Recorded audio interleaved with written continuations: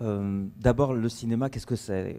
Je pense que déjà Pascal Ferrand, en effet, dans le club, avec le Club des 13, a très bien défini. En gros, il y a 3 familles très larges, à l'intérieur desquelles il y a plein d'autres familles, mais en gros, il y a le cinéma sans argent du tout, et ça, lui, il se portera toujours très bien, il se débrouillera toujours.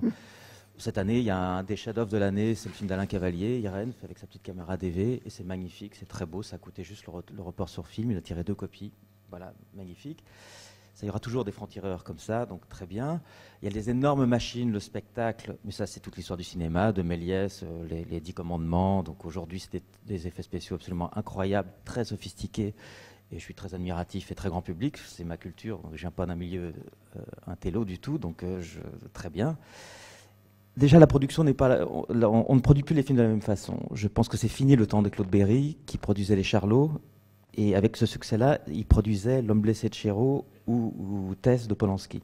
Ça, je crois que c'est fini. Aujourd'hui, on nous pousse beaucoup vers la notion de produit, assez standardisé. Il suffit de voir dans les 240 films français tournés, c'est quand même assez consternant. Enfin, pas consternant, il y a une logique qui sert à faire du prime time pour la télévision. Moi, ce qui m'intéresse, c'est de la tordre, de la triturer, de la détourner de son mode d'emploi original et d'aller explorer ce qu'on va appeler des défauts, ce qui n'est pas correct. Et là, à ce moment-là, je vais arriver à faire émerger quelque chose de nouveau.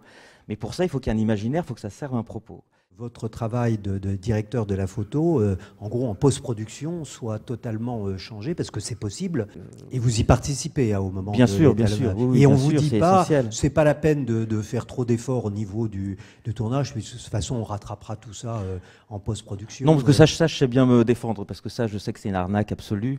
Pour une raison très très simple, c'est que l'imaginaire, quand vous avez toutes les images devant vous, vous êtes au bout d'une demi-heure, vous êtes épuisé.